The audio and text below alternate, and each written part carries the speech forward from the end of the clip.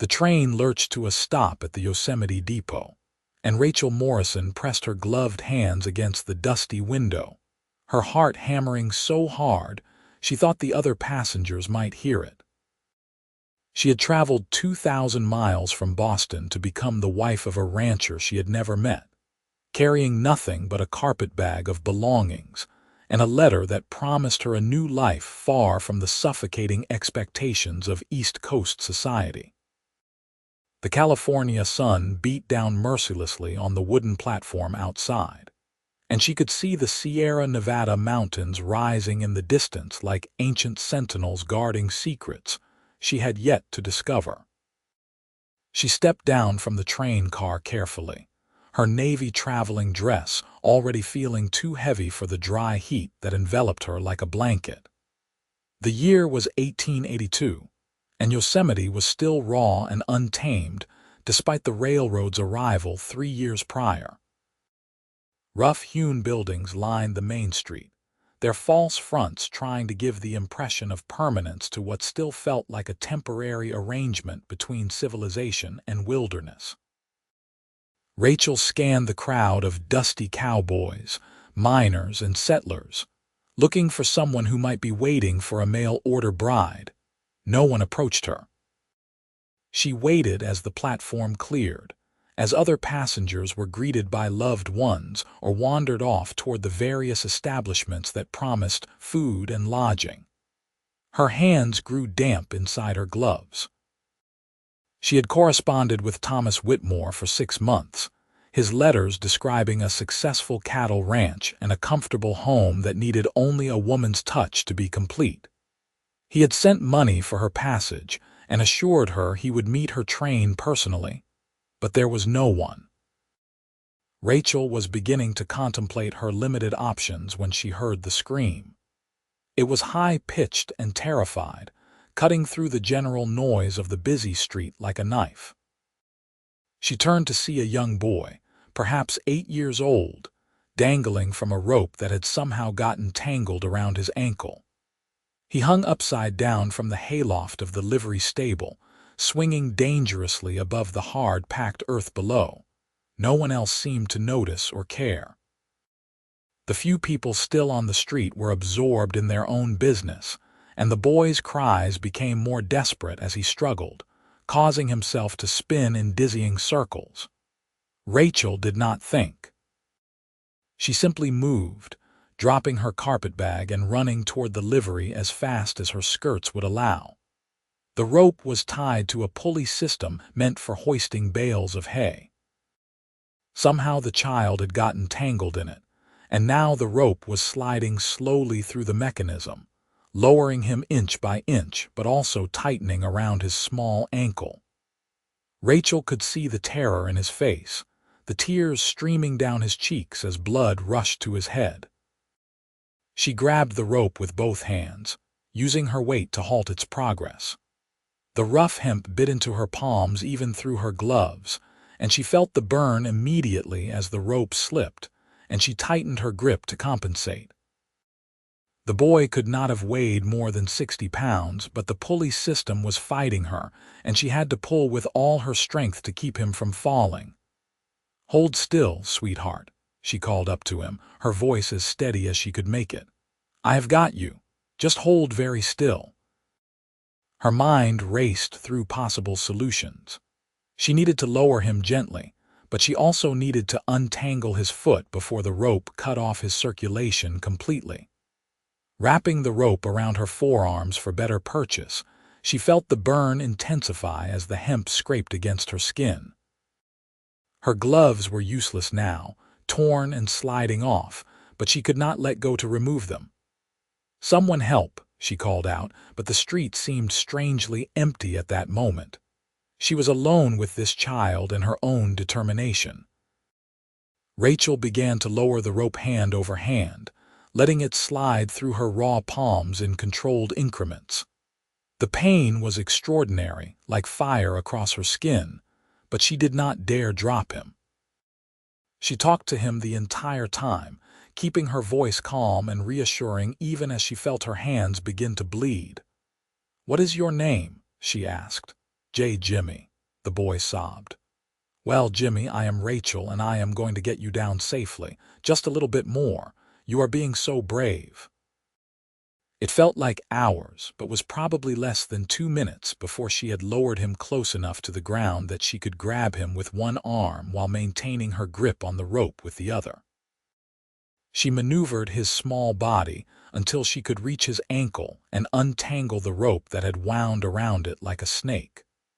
The moment he was free, she released the rope and gathered him into her arms, both of them sinking to the ground as her legs finally gave out. Jimmy clung to her, sobbing into her shoulder, and she held him close despite the agony in her hands. Only now did she look down and see the damage. Her gloves had fallen away completely, and her palms were raw and bleeding, scored with angry red rope burns that had already begun to swell. Some of the burns wrapped around her wrists where the rope had twisted during her efforts. "Jimmy!" A woman's voice rang out, panicked and shrill. A blonde woman in a faded calico dress came running from the general store across the street, her face white with fear. "Oh my God, Jimmy!" The boy pulled away from Rachel and ran to his mother, who swept him up and held him tightly, checking him over for injuries. Rachel remained on the ground, cradling her damaged hands and trying to catch her breath. The adrenaline was wearing off now, and the pain was becoming harder to ignore. "What happened?" the woman demanded, looking between her son and Rachel. "I got tangled in the rope, Ma," Jimmy said, his voice still shaky. "I was playing in the loft like you told me not to, and I fell, and the rope caught my foot, and I was hanging there and nobody saw me except her." He pointed at Rachel. The mother's expression transformed from fear to gratitude in an instant. She set Jimmy down carefully and approached Rachel, kneeling beside her. "You saved my boy." "I just did what anyone would do," Rachel said, though the words came out strained through her pain. "Your hands," the woman said, her eyes widening at the sight of Rachel's injuries. "We need to get you to Doc Harrison right away. Can you stand?"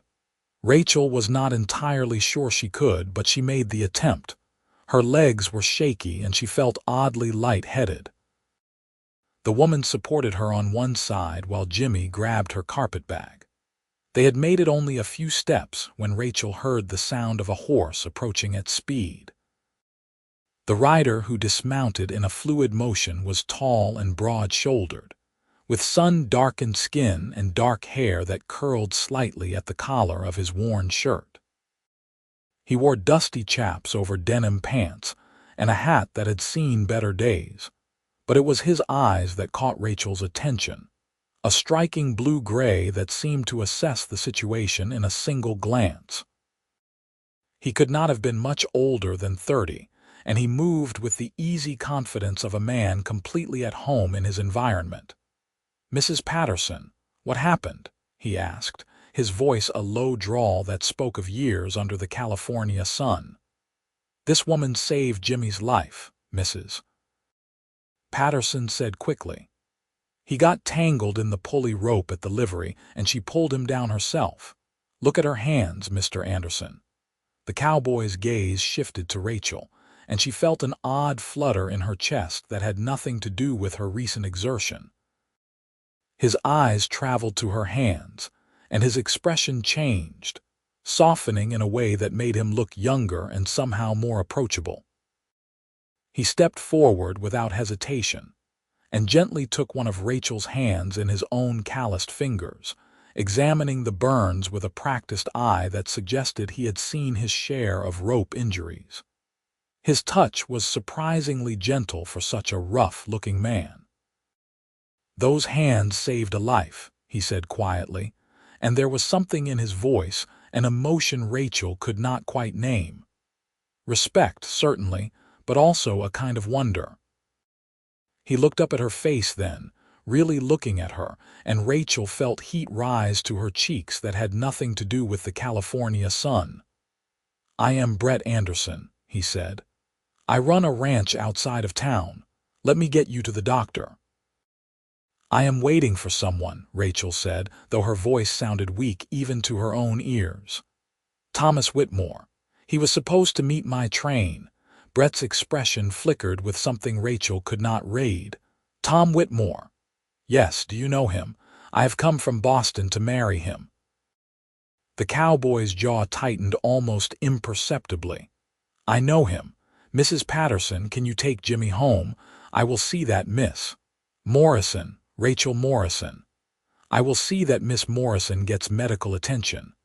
Mrs. Patterson looked between them uncertainly but nodded.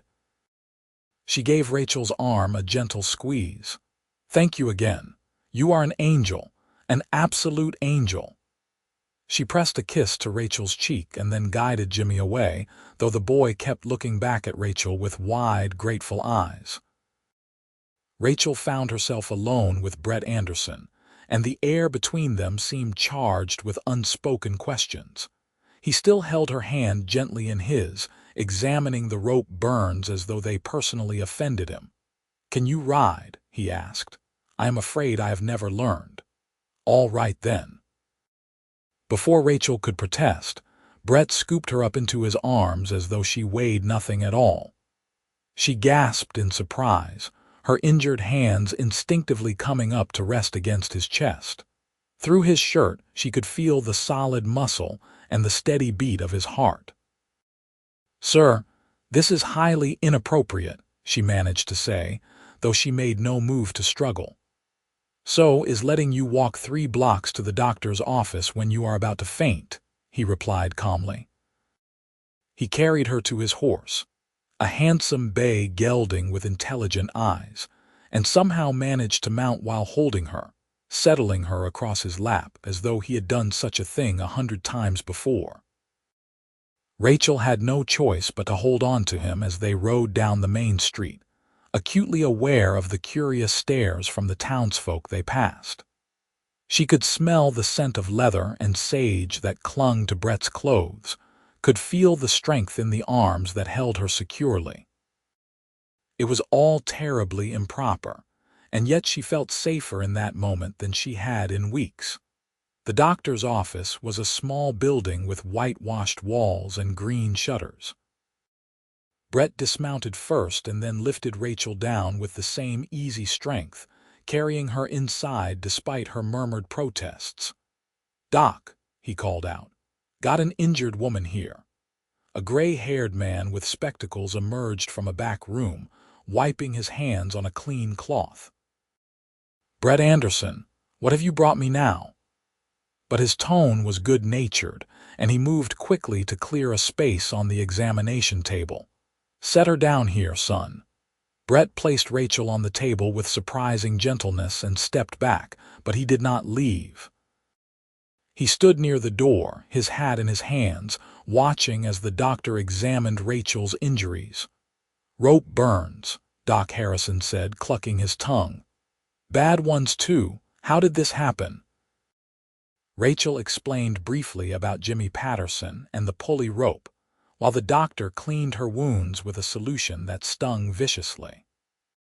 She bit her lip to keep from crying out, determined not to show weakness in front of the stern-faced cowboy who continued to watch her with those unsettling eyes. You are very brave, young lady, the doctor said as he applied a soothing salve that immediately eased some of the burning pain. And very lucky. These will heal, but you will need to keep them clean and bandaged for at least a week. No hard work with your hands during that time. I understand, Rachel said, though she wondered how she would manage as a rancher's wife with injured hands. Assuming Thomas Whitmore ever appeared to claim her, as if reading her thoughts, Brett spoke up from his position by the door. Doc, has Tom Whitmore been in town today? The doctor's hands paused in their wrapping of Rachel's wounds. He exchanged a look with Brett that Rachel could not interpret. Tom Whitmore left Yosemite 3 days ago, he said slowly. Packed up everything he could carry and headed north. Word is he owed money to some unsavory characters in Sacramento, and they were coming to collect. The words hit Rachel like a physical blow. She felt the blood drain from her face and the room seemed to tilt slightly. He is gone, "I am sorry, miss," the doctor said gently. "Were you expected?" Rachel could not speak. She nodded mutely, feeling tears prick at her eyes. She had spent every penny she had on the train ticket west.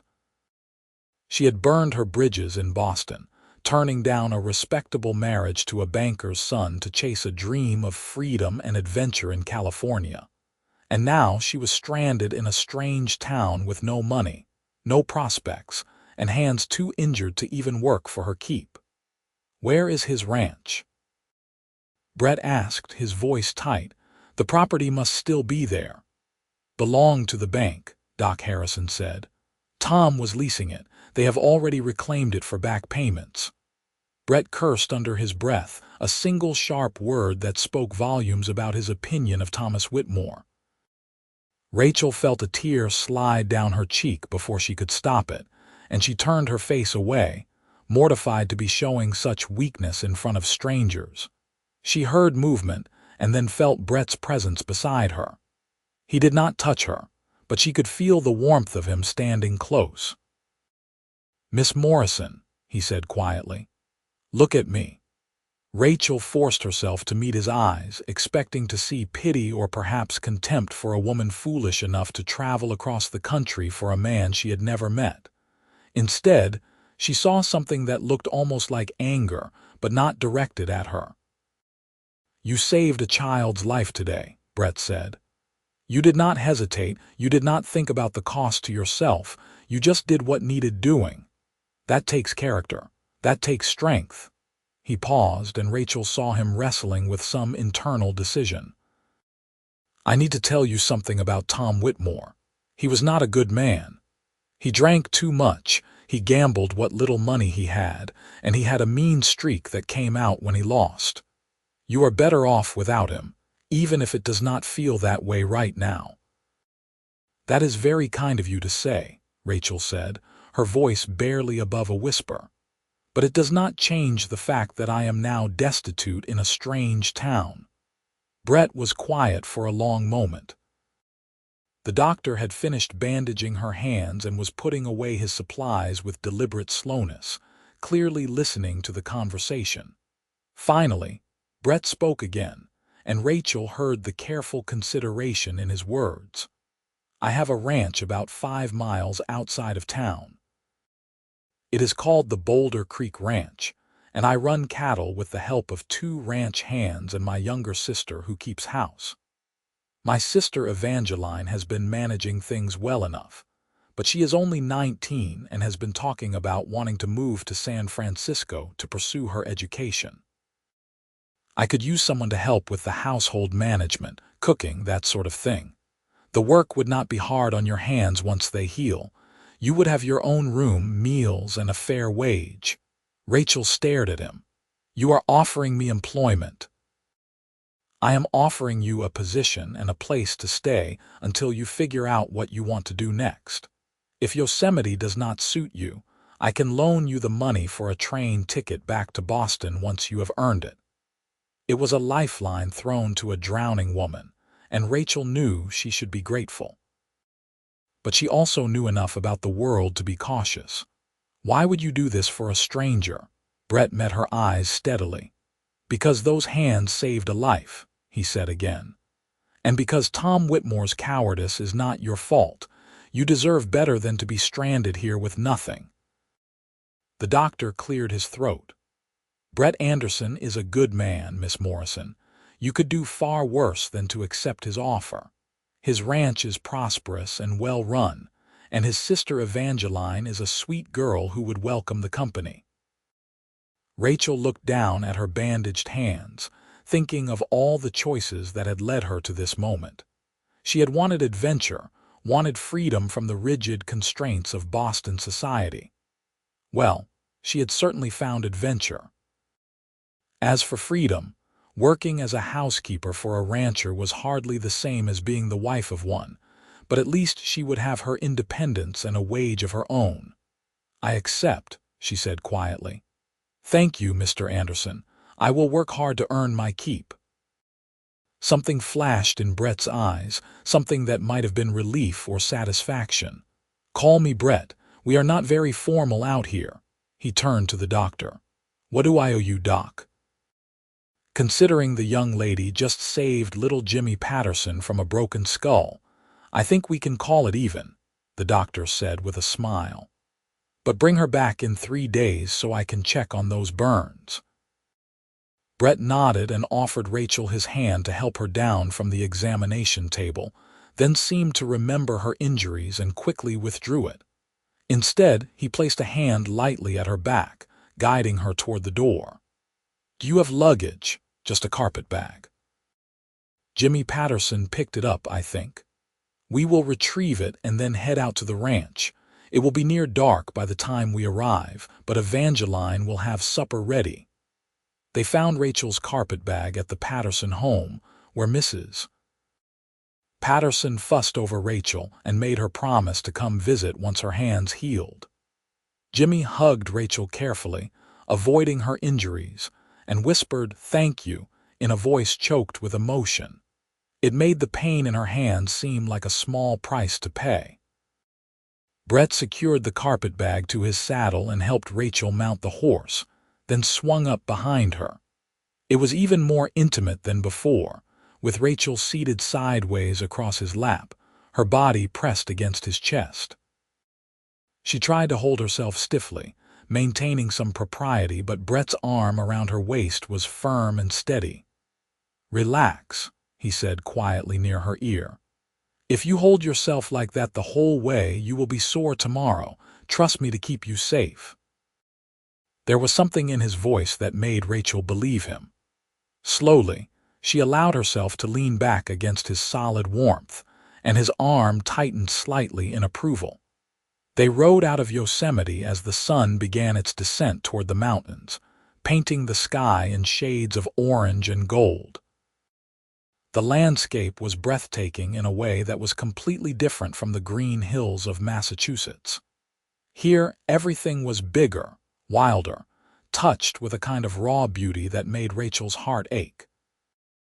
The air smelled of dust and sage and pine, and she could hear the distant call of a hawk circling overhead. Brett guided his horse along a well-worn trail that followed a creek lined with cottonwood trees. He pointed out landmarks as they rode, his voice a low rumble that vibrated through Rachel's back where she rested against him.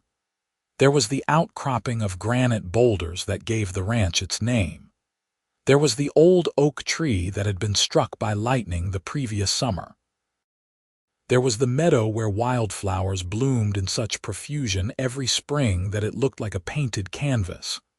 "How long have you had the ranch?" Rachel asked, surprised by her own curiosity. "My father started it in 1867, right after the war. He and my mother came west looking for a fresh start. They built the main house with their own hands, raised cattle, made a life here.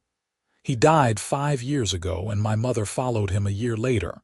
I think she just could not bear to be without him." There was a note of old grief in Brett's voice that touched something in Rachel's chest. "I am sorry for your loss. Thank you. They were good people and they loved each other fiercely. I hope to find something like that someday."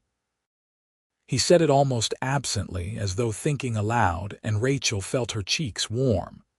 "You never married?" The question was too forward, but Rachel found she wanted to know, came close once. "A woman from Sacramento." But she could not abide the isolation of ranch life, wanted me to sell and move to the city. I could not do it. This land is part of me as much as my own blood. So she married a banker instead, and I stayed here. There was no bitterness in his words, just a simple statement of fact. "Do you regret it?" Brett was quiet for a moment, and Rachel felt the steady rhythm of the horse's gait beneath them. "No," he said finally. "I regret that it did not work out, but I do not regret staying. This is where I belong." There was a certainty in his words that Rachel envied. She had never felt that kind of belonging anywhere. Not in Boston with its suffocating social expectations. Not in the vague promises of Thomas Whitmore's letters. But perhaps here, in this wild, beautiful place, she might find something close to it. The ranch house came into view as the last rays of sunlight gilded the western peaks.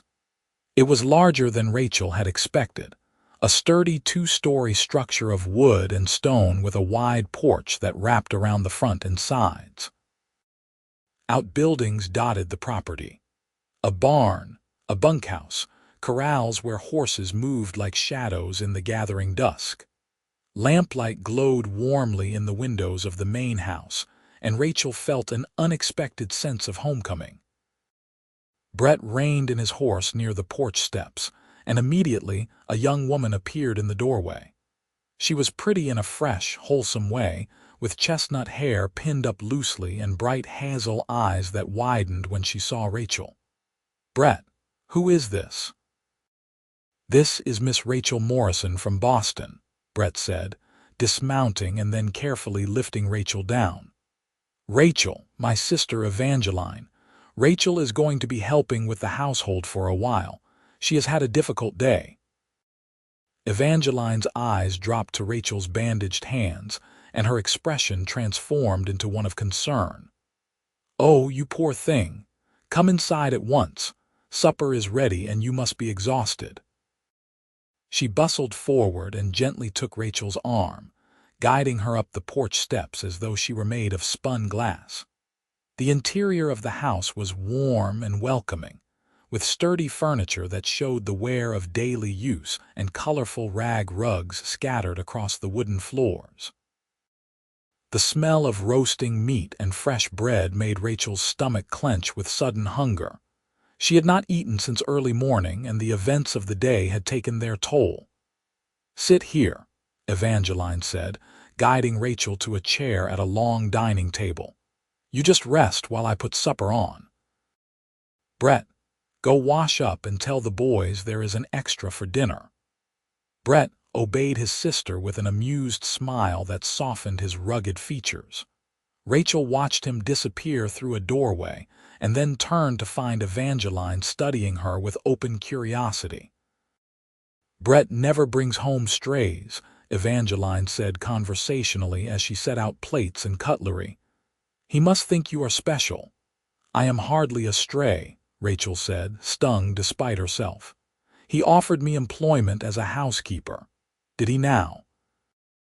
Evangeline's smile was knowing in a way that made Rachel uncomfortable. "And how did you two meet?"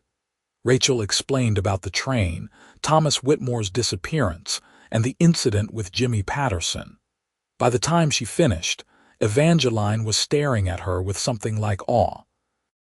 "You saved Jimmy Patterson's life. Oh, everyone in town loves that boy. His father died in a mining accident 2 years ago, and his mother worked so hard to keep them fed. You are a hero." "I just did what anyone would do." "No," Evangeline said firmly. "Most people would have called for help and waited. You acted. That is different." She finished setting the table and then sat down across from Rachel, folding her hands in her lap. "I am glad you are here. I have been managing this house since our mother died, and honestly, I am tired of it. I want to go to San Francisco and attend the normal school there, become a teacher. But I could not leave Brett alone to manage everything. Now perhaps I can." Rachel felt a flutter of anxiety. "I am not trying to push you out of your own home. You are not. You are giving me permission to chase my dreams, the same way you chased yours all the way from Boston." Evangeline reached across the table and very gently squeezed Rachel's wrist just above the bandages. "I think we are going to be good friends." Before Rachel could respond, Brett returned with 2 other men in tow. Both were young, probably in their early 20s, with the lean, weathered look of men who worked hard under the sun. Brett introduced them as Carlos Mendez and Henry Tucker, the ranch hands who helped run the Boulder Creek. The men were polite but clearly curious about Rachel's presence, and the dinner conversation revolved around explaining yet again how she had come to be at the ranch.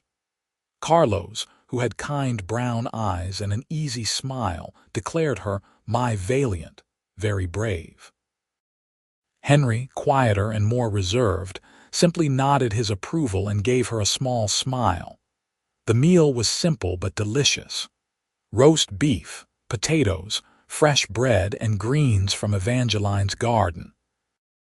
Rachel tried to eat gracefully despite her bandaged hands, struggling with her fork until Brett quietly reached over and cut her meat into smaller pieces without comment. The gesture was so casually intimate that it left Rachel speechless. After dinner, Carlos and Henry returned to the bunkhouse, and Evangeline showed Rachel to a small bedroom on the second floor. It was simply furnished with a narrow bed covered in a colorful quilt, a dresser, and a washstand with a pitcher and bowl. A window looked out over the darkened landscape toward the mountains, and Rachel could see stars beginning to emerge in the deepening blue of the sky. "I know it is not much," Evangeline said apologetically. "It is perfect," Rachel said honestly. After fearing she would spend the night sleeping rough, or in some horrible boarding house, this clean, comfortable room felt like a palace. Evangeline helped Rachel wash and change into a nightgown, since her injured hands made such tasks difficult. The younger woman was kind and unself-conscious, chattering about ranch life and her plans for San Francisco. By the time Rachel was settled into bed, she felt as though she had known Evangeline for years rather than hours. "Sleep well," Evangeline said from the doorway. "Tomorrow will be better, I promise." Rachel was not sure she believed that, but she was too exhausted to argue. She lay in the darkness, listening to the unfamiliar sounds of the ranch settling for the night. The low of cattle in the distance, the creak of the house's timbers, the whisper of wind through the pines. Her hands throbbed despite the doctor's salve, and her mind spun with everything that had happened. She had left Boston to marry a man who had abandoned her. She had saved a child and injured herself in the process. She had been rescued by a cowboy with storm-colored eyes and a quiet strength that made her feel safe in a way she had never experienced before. And now, she was lying in a strange bed in a ranch house in the California wilderness, with no clear idea of what her future held. Rachel had wanted adventure. It seemed she had found it. She woke to the sound of a rooster crowing and pale morning light streaming through her window. For a moment she was disoriented, unable to place where she was, and then memory came flooding back. Her hands ached as she pushed herself upright, and she looked down at the bandages, seeing small spots where blood had seeped through during the night. A gentle knock at the door was followed by Evangeline's voice. "Rachel, are you awake? I have brought warm water for washing." "Come in," Rachel called, her voice still rough with sleep. Evangeline entered with a pitcher of steaming water and a cheerful smile. "How did you sleep?" "Better than I expected, actually." "Good. Let me help you dress and then we will have breakfast. After that, I will show you around properly and explain the household routine. Though honestly, with your hands injured, you will not be doing much work for a few days." "I cannot just be a burden on your household," Rachel protested. "You are not a burden. You are recovering from an injury sustained while performing an act of heroism. There is a difference." Evangeline set down the pitcher and came to examine Rachel's bandages. "These need changing. I will do it after breakfast." The household routine, Rachel learned, was well established but not overly complicated. Evangeline cooked 3 meals a day for whoever was present, which usually meant Brett, Carlos, and Henry, though sometimes the men took their midday meal out on the range. She maintained the house, did the laundry, tended a large vegetable garden, and helped with various ranch tasks when needed. It was a lot of work for one person, and Rachel could understand why the young woman was eager for a change. "I have been doing this since I was 14, Evangeline confided as she showed Rachel the pantry, well stocked with preserved fruits, vegetables, and smoked meats. I do not regret it because it helped Brett after Mama died, but I am ready for something of my own now, you know." Rachel did know. It was the same feeling that had driven her to respond to Thomas Whitmore's advertisement in the first place.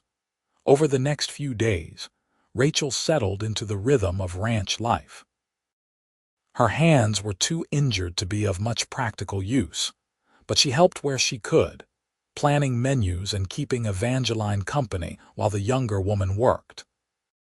She learned that Brett's ranch ran about 200 head of cattle, that the winter snows could be brutal in the mountains, that the nearest neighbors were the Martinez family 5 miles to the south. And she learned about Brett himself through observation and Evangeline's casual revelations. He woke before dawn every day and often did not return until after dark. He was patient with his animals and his employees, firm but fair in his dealings. He never raised his voice, but when he spoke, people listened. He loved this land with a passion that was almost palpable, and he worked harder than any man Rachel had ever known. She also noticed the way he looked at her when he thought she was not paying attention. There was something in his gaze that made her pulse quicken, a warmth that had nothing to do with the California sun. During meals, he sat across from her and asked about her day, her healing, her thoughts on Yosemite and the ranch. He listened to her answers with a focus that suggested he genuinely cared what she thought. Rachel found herself watching for him, listening for the sound of his boots on the porch steps, feeling a little thrill whenever he entered a room. It was dangerous, she told herself.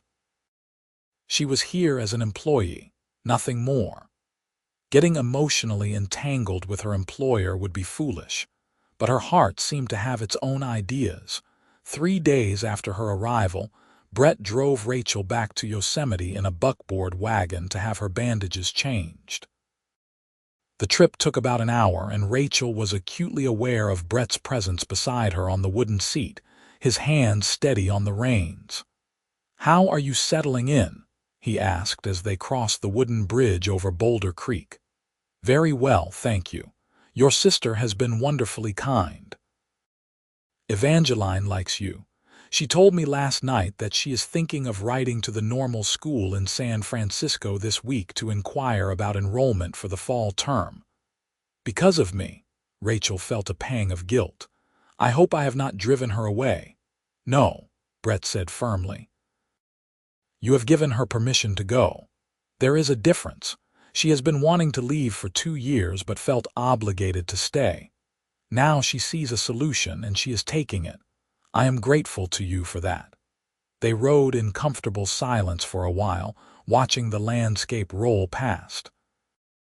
Finally, Rachel gathered her courage and asked the question that had been bothering her. "Why did you really bring me to the ranch, Brett? You did not know me. You had no reason to trust me."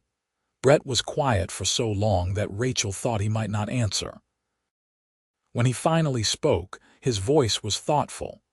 "Do you believe in signs, Rachel? Moments when something happens that feels like fate telling you to pay attention?" "I am not sure," Rachel said honestly. "Why?" "I was in town that day to meet with the banker about expanding my herd. I was running late, and I was irritated about it. Then I saw you standing on the train platform, and something made me slow down, made me notice you. You looked lost and hopeful at the same time, if that makes any sense. Then I heard the commotion at the livery, and I got there just in time to see you lower that boy to safety with your bare hands bleeding and your face set like you were fighting a war." He turned to look at her, and Rachel saw something vulnerable in his expression. "I have known a lot of people in my life, Rachel. Some brave, some kind, some hardworking. But I have never seen someone combine all 3 qualities so completely in a single moment. When I found out Whitmore had abandoned you, I was angry. Angry that a good woman had been treated so poorly. And I thought, if fate brought you to Yosemite on the same day I happened to be in town, if it put you in my path, then maybe I should pay attention." Rachel's heart was beating very fast. That is quite a leap from a chance encounter to offering employment. Maybe, Brett acknowledged. Or maybe I am just a man who sees an opportunity and takes it. My ranch needs help. You needed a place to go. It seemed like a fair exchange.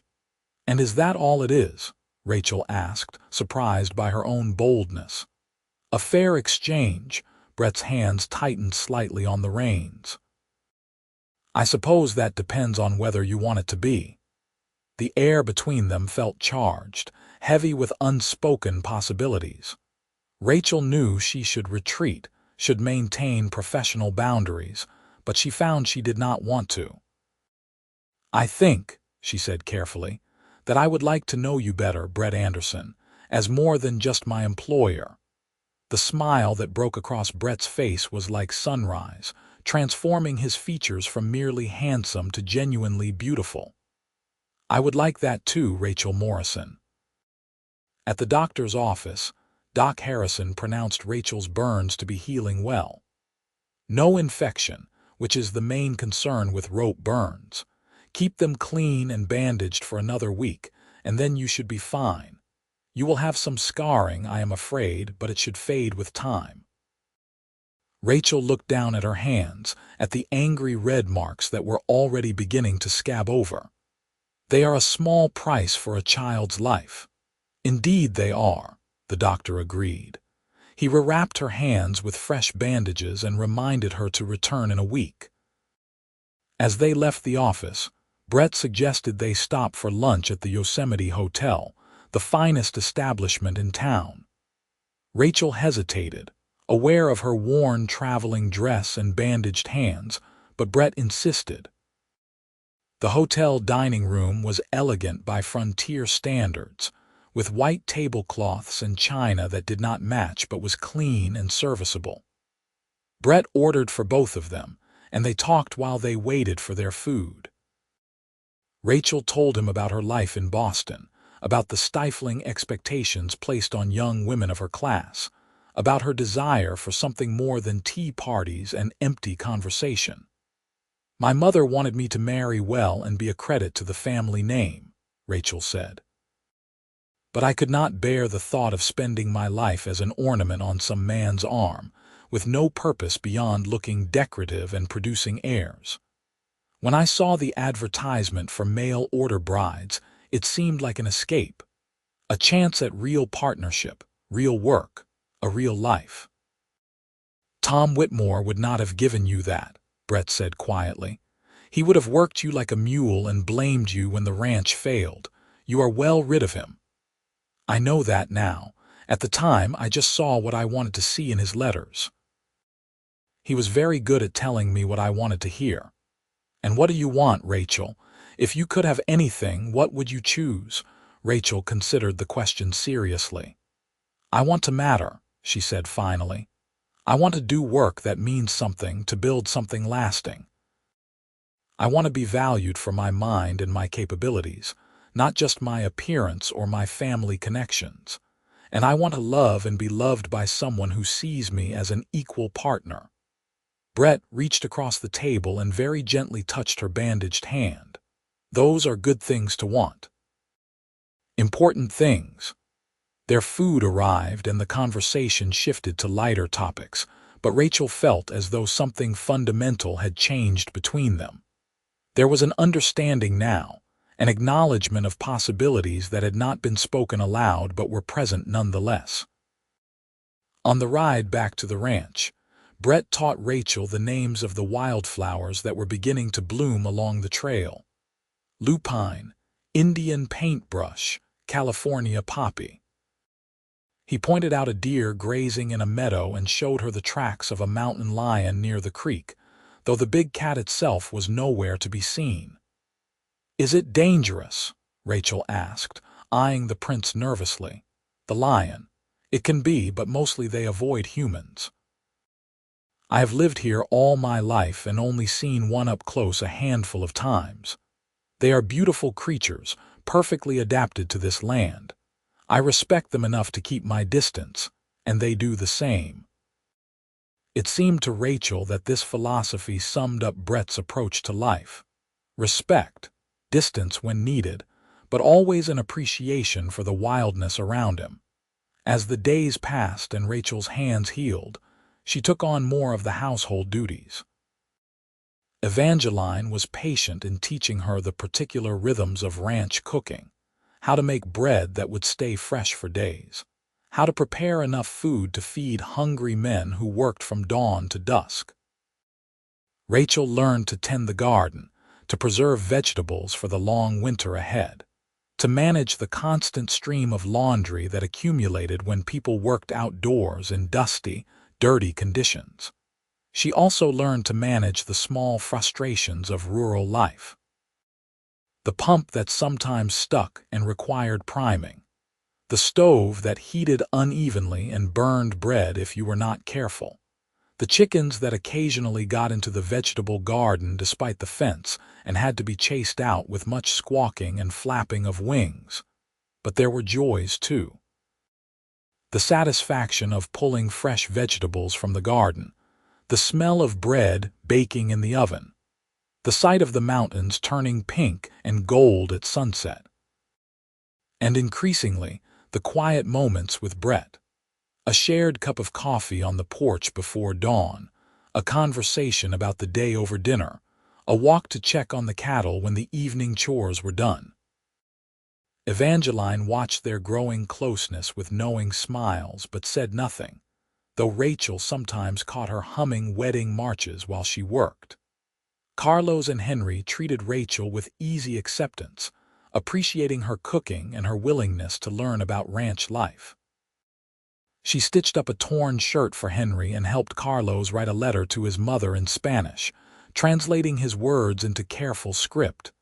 "You are good for this place," Carlos told her one evening as she handed him the finished letter. "You make it feel like a home, not just a ranch." The words pleased Rachel more than she wanted to admit. 2 weeks after her arrival, Rachel's bandages came off for good. Her palms were scarred, angry red lines that would fade but never completely disappear. She traced them with her fingers, remembering the terror in Jimmy Patterson's eyes, the burn of the rope, the moment when Brett had first examined her injuries and said those words that had lodged themselves in her heart. Those hands saved a life. That evening, she and Brett took a walk along the creek after dinner. It had become a habit, a time when they could talk without the presence of others, when they could simply be themselves. The air was cool and sweet with the scent of pine, and the creek burbled over smooth stones, creating a gentle music. "Your hands healed well," Brett observed, taking one of Rachel's hands in his and examining it carefully. His touch was gentle, his calloused fingers tracing the scars with something like reverence. "They will always bear the marks," Rachel said. "Good," Brett replied, and when she looked up at him in surprise, he smiled. "They are marks of courage, Rachel, of selflessness. They are beautiful." "Brett," Rachel breathed, and suddenly he was closer, his free hand coming up to cup her face. "I have been wanting to do this since the moment I first saw you," he said softly. "May I kiss you, Rachel?" She nodded, unable to speak, and then his lips were on hers, gentle and questioning. Rachel melted into the kiss, her arms coming up to circle his neck, and felt Brett's arms wrap around her waist, pulling her closer. The kiss deepened, became something urgent and sweet at the same time, and Rachel felt as though she were falling and flying simultaneously. When they finally pulled apart, both breathing hard, Brett rested his forehead against hers. "I am falling in love with you," he said, his voice rough with emotion. "I know it is too soon.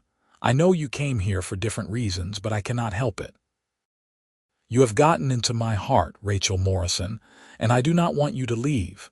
Tears pricked Rachel's eyes, but they were happy tears. "I am falling in love with you too," she whispered. "I did not expect it, did not plan for it, but here we are."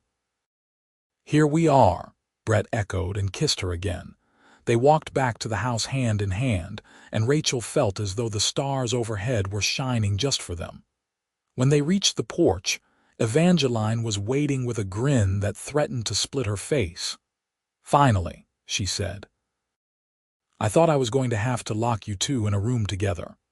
Brett laughed and pulled his sister into a hug. "Start planning your trip to San Francisco, Evie. I think Rachel might be staying permanently." "Is that a proposal?" Rachel asked, half teasing, half serious. Brett turned to her, suddenly serious. "Not yet. When I propose to you, Rachel, I want to do it properly, but it is a promise. A promise that I intend to make you my wife if you will have me." "I will have you," Rachel said, and meant it with every fiber of her being. The next weeks were a golden time. Brett courted Rachel with a sweetness and attentiveness that made her heart swell. He brought her wildflowers from the meadows. He taught her to ride a gentle mare named Daisy, patiently holding the lead rope while Rachel gained confidence in the saddle. He told her stories about growing up on the ranch, about his parents' love story, about his dreams for the future. Rachel learned that Brett wanted to expand the ranch, to build a larger house someday, to maybe start a breeding program for horses in addition to the cattle operation. He spoke of these dreams tentatively, as though afraid she might laugh, but Rachel listened with genuine interest and offered her own ideas. She had a good head for numbers and organization, skills developed from managing her father's household accounts in Boston, and she began helping Brett with the ranch bookkeeping. Evangeline finalized her plans for San Francisco, accepted into the normal school for the fall term. She would leave in late August, which gave her time to teach Rachel all the intricacies of running the household. The two women had become close friends, and Rachel knew she would miss Evangeline terribly when she left, but she was also excited for the younger woman's future. "You will write to me, will you not?" Evangeline asked one afternoon as they worked together in the garden. "Every week," Rachel promised. "And you must tell me all about the city and your studies and any handsome young scholars you meet." Evangeline blushed. "I am going to become a teacher, not to find a husband." "You can do both," Rachel pointed out. "I certainly did not come to California expecting to fall in love, and look what happened." "Brett is wonderful, is he not?" Evangeline said softly. "I have not seen him this happy since before our parents died. You have brought him back to life, Rachel." The words touched Rachel deeply. She had come west feeling like a failure, abandoned by a man she had never met, her plans in ruins. But instead, she had found purpose, community, and love. She had found a place where her strength was valued, where her scars were seen as marks of honor rather than shame. In early August, Brett took Rachel on an overnight camping trip to a high mountain meadow he had loved since childhood. They rode up through pine forests and across alpine meadows carpeted with wildflowers, the air growing thinner and sweeter as they climbed. Carlos and Henry stayed behind to manage the ranch, grinning knowingly as Brett and Rachel departed. The meadow Brett had chosen was breathtaking, a bowl of green surrounded by granite peaks, with a crystal-clear lake that reflected the sky like a mirror. They made camp near the shore, and Brett showed Rachel how to cast a line for trout. They caught 3 fish, which they cooked over an open fire for dinner, the flesh flaky and delicious. As the sun set and stars began to emerge in impossible profusion, Brett spread blankets near the fire and drew Rachel down beside him. They lay on their backs, looking up at the Milky Way stretched across the heavens like a river of light. "My father proposed to my mother in a place very much like this," Brett said quietly. "He told me once that he knew she was the one when she did not complain about the hard ride or the cold nights, when she looked at the mountains with the same awe he felt. He said he wanted to marry a woman who could see the beauty in wild places." Rachel turned on her side to look at him, her heart beginning to race. "Brett." He sat up and helped her do the same, then took both her hands in his, looking down at the scars that marked her palms. "Rachel Morrison, you are the bravest, kindest, most capable woman I have ever known. You see beauty where others see only wilderness. You act when others hesitate. You have made my house a home and filled my life with joy. I love you more than I have words to express, and I want to spend the rest of my life proving it to you." He reached into his pocket and pulled out a ring, simple gold with a small diamond that caught the firelight. "Will you marry me, Rachel? Will you be my wife, my partner, my equal in all things?" Tears streamed down Rachel's face as she nodded. "Yes," she managed to say. "Yes, Brett, I will marry you. I love you so much." He slipped the ring onto her finger and it fit perfectly, as though it had been made for her. Then he was kissing her, and she was kissing him back, and the fire crackled beside them, and the stars wheeled overhead, and Rachel thought she had never been so happy in her entire life. They stayed in the meadow through the next day, talking about their future, making plans. They would marry in Yosemite in September, after Evangeline left for San Francisco. They would expand the house, adding rooms for the children they both wanted. Rachel would continue to help with the ranch accounts and management. Brett would teach her everything he knew about cattle and horses and the land. They would build a life together, equal partners in every sense. When they returned to the ranch, Evangeline screamed with delight at the sight of the ring on Rachel's finger and immediately began planning the wedding. "Something simple," Rachel insisted. "Just family and close friends. I do not need an elaborate affair." "But you deserve one," Evangeline argued. "I deserve to marry the man I love surrounded by people who care about us," Rachel countered. "Everything else is just decoration." They settled on a ceremony at the small church in Yosemite, followed by a celebration at the ranch. Evangeline would stand up with Rachel, and Carlos would be Brett's best man. Henry would handle the ranch duties during the ceremony. The guest list included Doc Harrison, the Patterson family, a few neighboring ranchers, and some of Brett's friends from town. The weeks leading up to the wedding were busy and joyful. Rachel sewed her own dress from ivory silk that Brett ordered from San Francisco, working by lamplight in the evenings while Brett read aloud to her from books they both loved. Evangeline baked a cake and decorated the house with late summer flowers.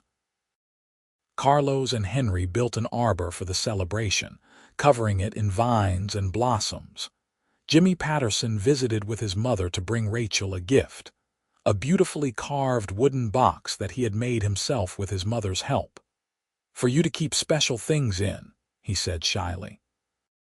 "Because you are special." Rachel hugged him carefully, mindful of how much he had grown in the past months. "Thank you, Jimmy. This is one of the nicest gifts anyone has ever given me." The morning of the wedding dawned clear and bright, a perfect September day with the first hint of autumn in the air. Evangeline helped Rachel dress and arrange her hair, weaving small white flowers through the dark curls. Rachel looked at herself in the mirror and barely recognized the confident, glowing woman staring back. She looked nothing like the frightened girl who had stepped off the train in Yosemite 4 months ago. "You look beautiful," Evangeline said, her eyes bright with tears. "Brett is not going to be able to breathe when he sees you." The ceremony was simple and heartfelt. Rachel walked down the aisle of the small church on her own, having no family present to give her away, but she did not feel alone. The pews were filled with friendly faces, with people who had become her community. And at the front, Brett waited in a new suit, his eyes fixed on her with an expression of such love that it made her heart ache. They spoke their vows clearly and firmly, promising to love and honor each other through all the challenges life might bring.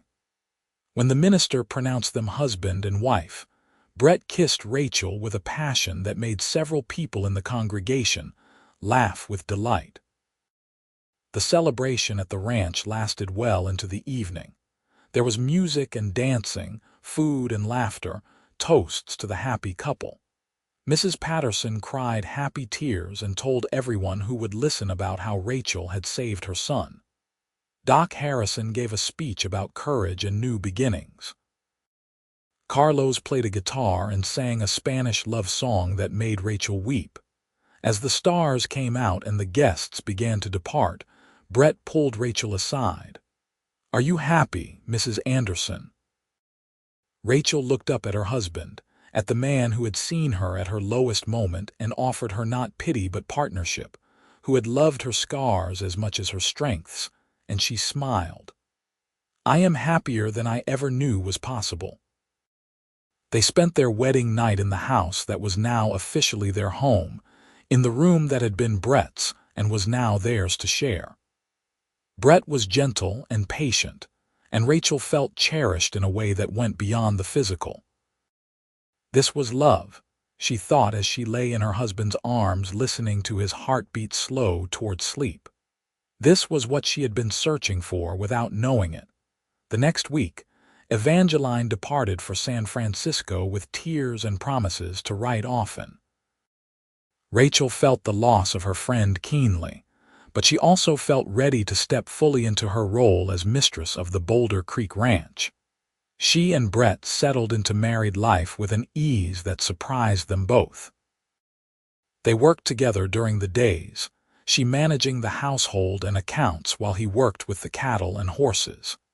In the evenings, they talked and read and made love and dreamed together. Winter came early that year, snow falling in October and blanketing the ranch in white. Rachel learned to appreciate the stark beauty of the landscape under snow, the way the mountains glowed pink in the sunrise, the absolute silence of a world muffled by frost. She learned to cook hearty meals that would warm men who had been working in bitter cold. She learned to keep the fires burning and the house warm, to mend clothes torn by hard work, to be a true partner in the demanding work of ranch life.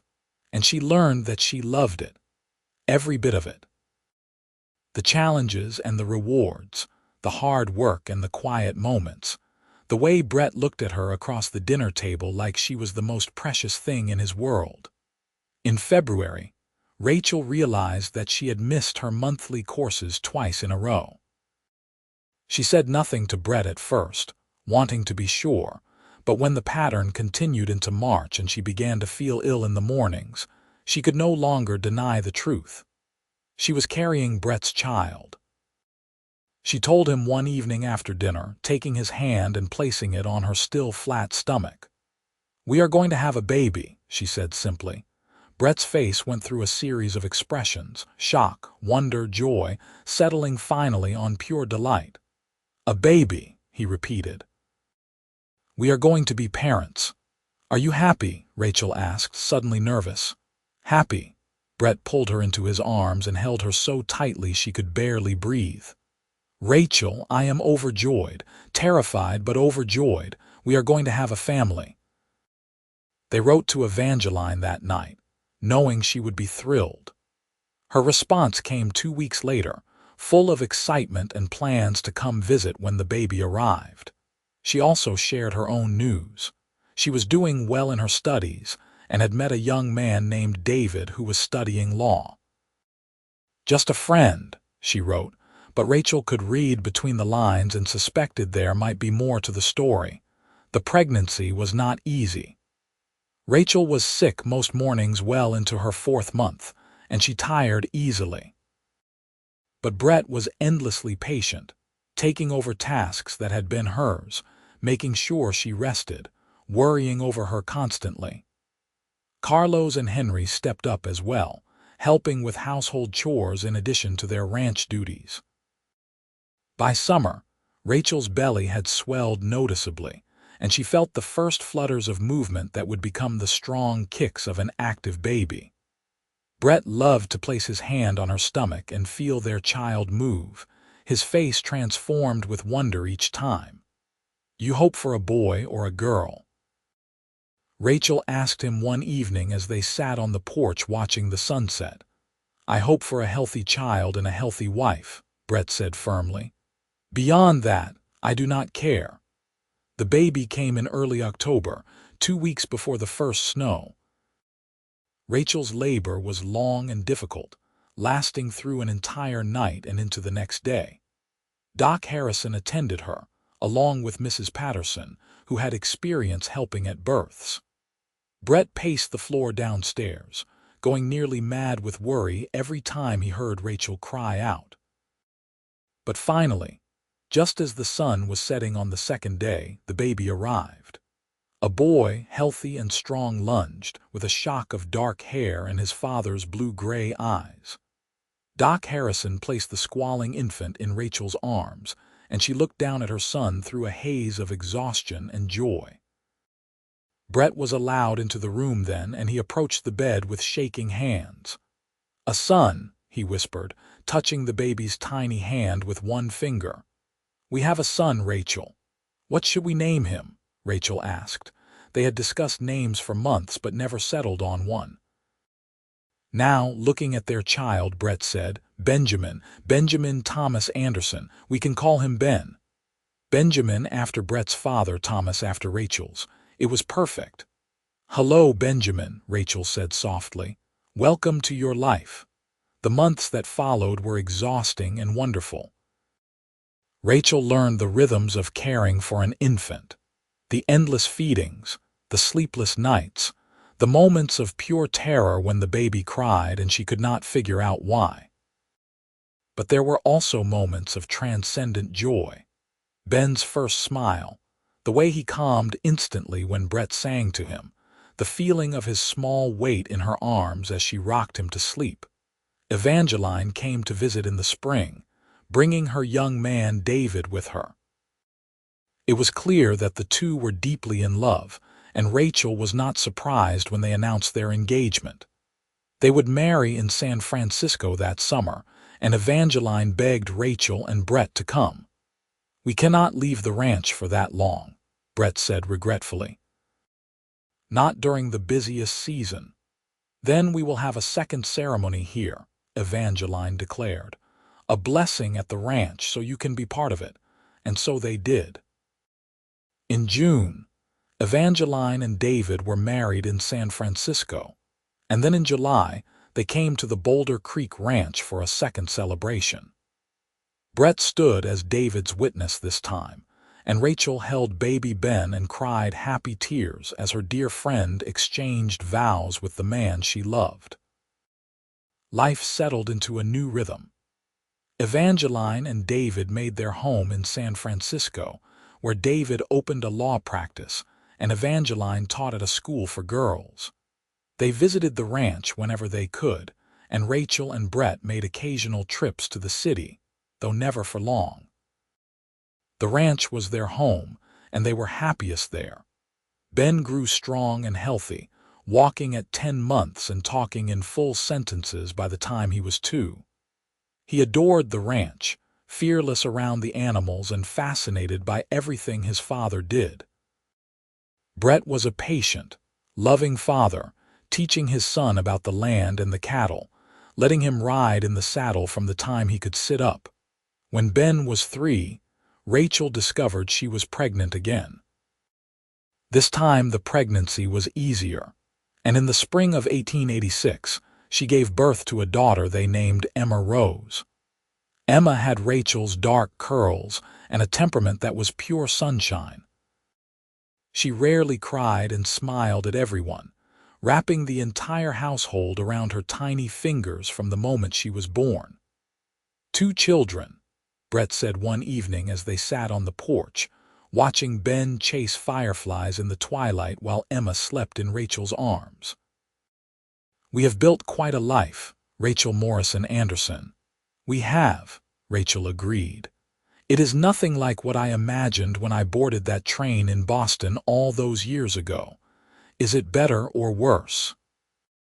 Rachel looked at her husband, at the lines time and sun had etched around his eyes, at the silver beginning to thread through his dark hair.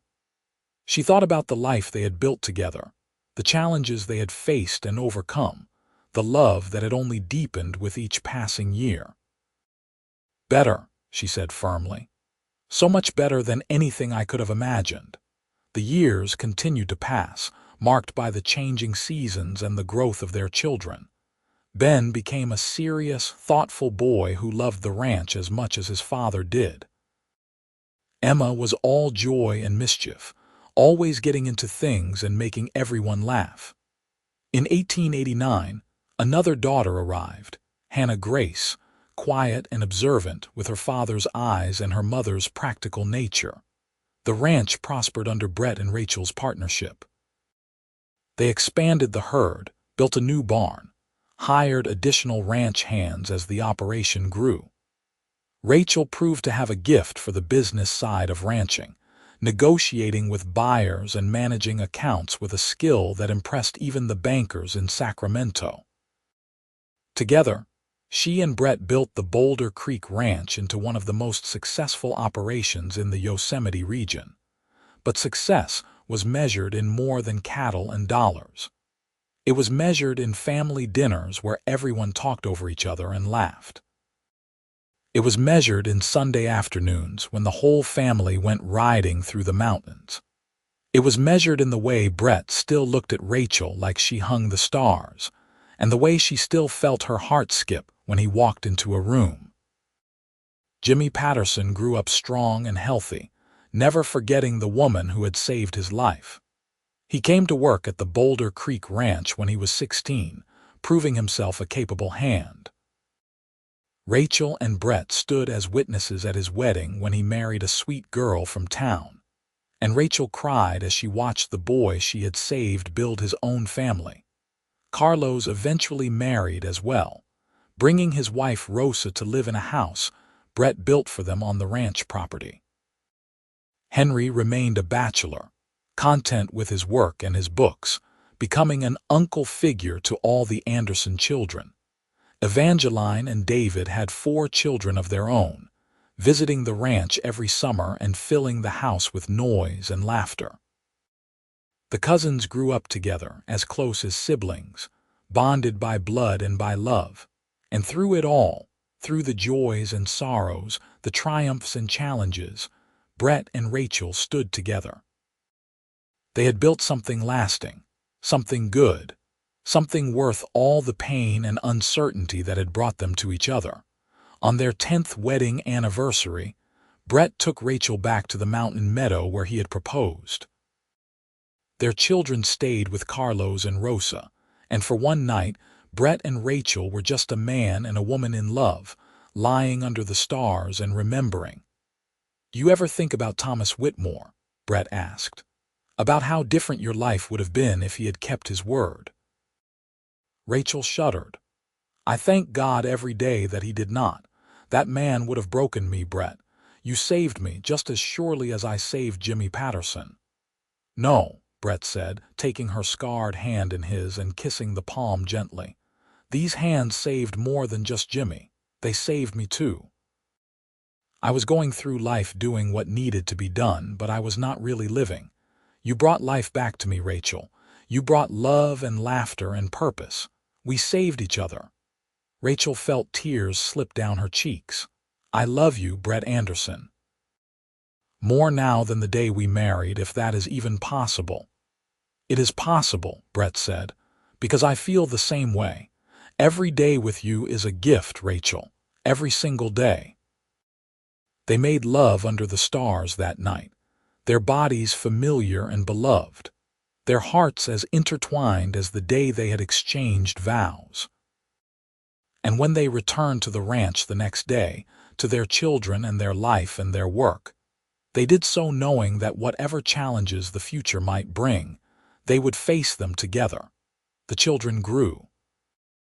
Ben took over more responsibilities on the ranch, showing a natural talent for the work and a deep love for the land. Emma became a teacher like her Aunt Evangeline, opening a small school in Yosemite for the children of settlers and ranch families. Hannah studied botany and became an expert on the native plants of the Sierra Nevada, writing papers that were published in scientific journals. Brett and Rachel grew older together, their hair turning gray, their bodies marked by the years of hard work, but their love never diminishing. They celebrated their silver anniversary surrounded by children and grandchildren, the ranch house overflowing with family. When Ben married a rancher's daughter from a neighboring spread and brought her home to Boulder Creek, Rachel welcomed her daughter-in-law with open arms and taught her everything she had learned about running a ranch household. When Emma married a schoolteacher from San Francisco and moved to the city, Rachel cried but supported her daughter's choice. And when Hannah married a fellow botanist and moved to Sacramento, Rachel was there at the wedding, proud and happy and just a little bit sad to see her youngest leave the nest. But the ranch house was never empty for long. Grandchildren came to visit, and eventually some of them came to stay, wanting to learn the ranching life from their grandfather. Brett, now in his 60s but still strong and vital, taught them with the same patience he had shown his own children. And through it all, every evening that they could, Brett and Rachel would sit on the porch and watch the sunset paint the mountains in shades of fire and gold. Sometimes they talked. Sometimes they just sat in comfortable silence, hands clasped, content in each other's presence. On their 40th anniversary, surrounded by 3 children, 7 grandchildren, and more friends than they could count, Brett stood to make a toast. His hair was white now, his face weathered by 4 decades of sun and wind, but his eyes were still that same striking blue-gray, and when he looked at Rachel, they still shone with love. 40 years ago, he said, a brave woman stepped off a train in Yosemite looking for a new life. Instead of finding what she expected, she found something better. She found purpose and community and love. She saved a child's life with her bare hands, and in doing so, she saved mine as well. Rachel Anderson, you are the finest woman I have ever known, and every day I spend as your husband is a privilege, to 40 more years if the good Lord is willing. Everyone raised their glasses and cheered. Rachel felt tears on her cheeks, but they were happy tears. She looked around at the faces of everyone she loved, at the life she and Brett had built from nothing but courage and determination and love, and she felt overwhelmed with gratitude. "Thank you," she whispered to Brett as they sat back down, her hand finding his automatically. "For everything. For seeing me, for loving me, for building this beautiful life with me." "Thank you for saying yes," Brett replied. "For taking a chance on a cowboy you barely knew, for staying when you could have left, for loving me back." They kissed, right there in front of everyone, and their children and grandchildren whooped and hollered in delight. As the celebration continued around them, Rachel looked down at her hands, at the faded scars that still marked her palms after all these years. She thought about that terrified girl on the train platform, about the rope burning her hands, about Brett's voice saying, "Those hands saved a life," with such reverence and respect. Those hands had saved a life. It was true. They had saved Jimmy Patterson from a terrible fall. But they had also built a home, raised children, worked alongside her husband to create something lasting and good. They had held babies and tended the sick and pulled weeds from the garden and written letters, and done 1,000 other tasks too numerous to count. These were hands that had lived a full life. These were hands that bore the marks of love and labor. And Rachel would not change a single scar, would not alter a single moment of the journey that had brought her here. Brett squeezed her hand gently, and Rachel turned to smile at him, her husband, her partner, her love. The sun was setting behind the mountains, painting the world in shades of gold and rose, and somewhere in the distance, She could hear the low of cattle and the laughter of children and the whisper of wind through the pines. This was home. This was love. This was everything she had ever wanted and more than she had ever dreamed possible. And it had all begun with a moment of courage, a pair of rope-burned hands, and a cowboy who had seen her worth when she most needed to be seen. The years continued to unfold, bringing their share of both joy and sorrow. Brett and Rachel lost friends to age and illness, said goodbye to Doc Harrison and to Carlos, whose passing left a hole in their hearts. But they also welcomed new life, more grandchildren and eventually great-grandchildren, the ranch house echoing with young voices once more. Through it all, they remained each other's constants. When Brett's joints began to ache on cold mornings, Rachel was there with warm compresses and gentle massage. When Rachel's eyes grew too weak to read her beloved books, Brett read aloud to her just as he had when they were young. They cared for each other with the tenderness born of decades of partnership, and their love only deepened with time. On a clear autumn day in 1915, Brett and Rachel sat on their porch watching the sunset. They were both in their 70s now, their bodies frail but their spirits strong. Ben ran the ranch these days with help from his sons, and Brett was content to offer advice when asked and otherwise enjoy a well-earned rest. "You remember the first sunset we watched together?" Rachel asked, her hand clasped in Brett's. "Every detail," Brett replied. "You were wearing that navy dress, and your hands were bandaged, and you looked at the mountains like they might hold the answers to all your questions." "Did they?" "I think they held you," Brett said.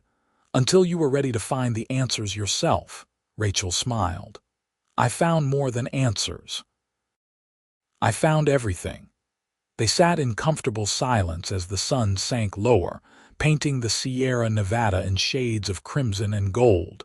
The air was cool with the promise of winter, and Rachel could smell the first hint of snow on the wind.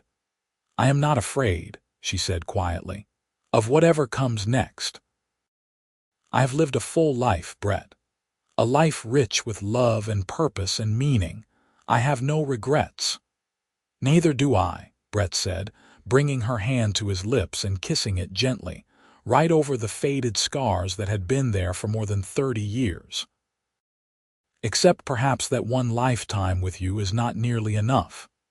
Then we will just have to believe in forever," Rachel said, "and trust that whatever comes after this, we will face it together, just as we have faced everything else." "Together," Brett agreed, "always together." The sun slipped below the horizon, and stars began to emerge in the darkening sky. Inside the house, they could hear the sounds of family. Children laughing, dinner being prepared, the comfortable bustle of a home filled with love. And on the porch, two people who had found each other against all odds sat hand in hand, watching the night sky and remembering and dreaming and simply being together. This was the life Rachel Morrison Anderson had built from the ashes of her disappointment, from the pain of rope burns and the courage to act when action was needed. This was the life Brett Anderson had created with a woman he had seen, truly seen in her moment of greatest vulnerability and greatest strength. It was a good life. It was a beautiful life. And when their time finally came, many years later, they left behind a legacy of love and hard work and partnership that would echo through generations. The Boulder Creek Ranch continued to thrive under Ben and his children and grandchildren. Emma's school in Yosemite grew and flourished, educating hundreds of children over the decades. Hannah's botanical work contributed to the preservation of the Sierra Nevada ecosystem. And all of them, every child and grandchild and great-grandchild, carried within them the story of how their family began. It began with a brave woman on a train platform. It began with a child in danger and hands that did not hesitate to help, even at great personal cost.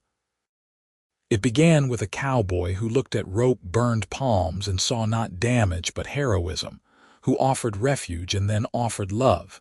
It began with those words, spoken in a doctor's office in a dusty frontier town. Those hands saved a life. And from that beginning, a love story unfolded that would span decades and touch countless lives. A love story built on mutual respect and partnership, on shared dreams and combined strength, on the simple truth that two people who truly see each other can build something that will last forever. Brett and Rachel Anderson were laid to rest side by side on a hill, overlooking the ranch they had built together, their graves marked by simple headstones and surrounded by wildflowers. And if you visit that place today, if you stand quiet and still in the golden California sunshine, you can almost feel the echo of their love, enduring and eternal, as much a part of the landscape as the mountains themselves. Their story became legend in Yosemite, passed down through generations. The mail-order bride who saved a child and won the heart of a cowboy. The woman who came west looking for one future and found something infinitely better. The man who saw worth where others might have seen only damage, who offered partnership instead of pity, who loved with his whole heart for his entire life. And somewhere in heaven, if such a place exists, two souls walk hand in hand through meadows of wildflowers, under skies full of stars, together for all eternity just as they had been in life. The rope burns on Rachel's hands have long since faded, but the memory of what they represented, the courage and selflessness and strength, that will never fade, because those hands saved a life. And in saving a life, they built one too, a life full of love and purpose and joy that touched everyone fortunate enough to be part of it. That is how love stories should end. Not with grand gestures or dramatic declarations, but with two people who chose each other every day, who built something lasting together, who faced the world hand in hand and heart to heart. Brett and Rachel Anderson did exactly that. And their love, forged in an unlikely meeting and tempered by years of partnership, became the foundation upon which generations would build their own dreams. This was their story. This was their legacy. And it all began with a simple act of heroism, a pair of rope-burned hands, and a cowboy wise enough to see the worth of the woman who bore them. The end.